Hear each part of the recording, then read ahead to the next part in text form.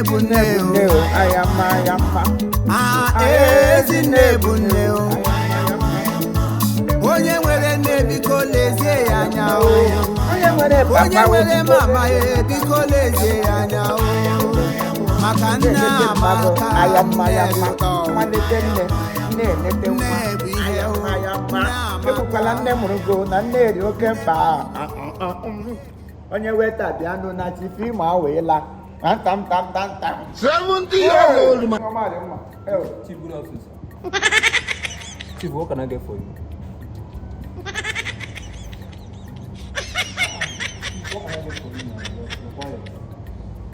This man. Chief. Hello, chief. Who be the chief when they talk to you? Who they knock music for you? Huh? Chief, what can I get for you now? I'm talking to you. Hey, what about Shala? You are talking to me, man. I am. Go, sit down. What could the chap walk off without that? Chief, what can I get for you? Chief, what can I do for you? I don't show more. Chief, never mind. No number, no Johnson. Bakoka. Dead. I wrote him. Did I Mele town? Hello, Timmy. No more. Ask more why I told one me abula mebu. Did they keep your neighbor the one? When I'm asking my bet to get him issue. They said they're calling again. Now they are calling when none. I should bury yourself while alive. You only boy he will. If you wait for people to celebrate you, you won't know.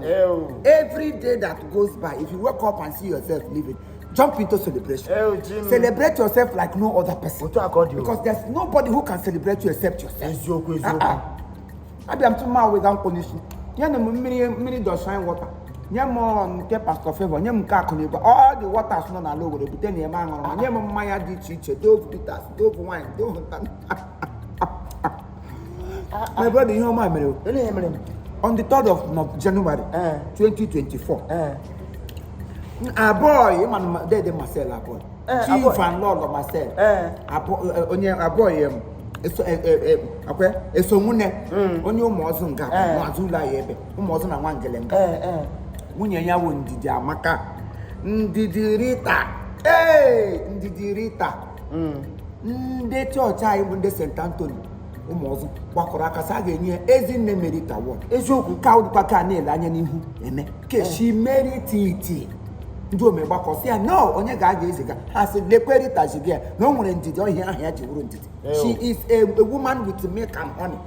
Ịmanụ di ya nunu agụ bi n'ịkpa na-eme n'ụlọ. Hey, oke nwa ịgaro na New York otu ahụ ya dị onwebere onye m hụrụ zara aha agụ bi n'ịkpa na-eme n'ụlọ na New York na Nigeria na ala Imo State na ụmụọzụ kọgọgọ on the 3rd of January ka a ga-esi ya Ezinne na St. Anthony esichagbo ya na St. Anthony on the 7th was ọkwa 7th chirekwe because enye ha an informant and I like to keep date to avoid the money gaji on the 7th of January na beya kai ga gazi ga konga jineze ya we share na 3rd eri na 7th we share na 3rd eri na 7th ano mu no koto no ba to reverend sister yo we tigrem tolam the invitation sim become tiwe ni ihe omo mere sa if I miss this ihe omo nya wala akobala mshi I am going I will be there live and direct ma 3rd ma 7th ihe we ejemai kai nwe.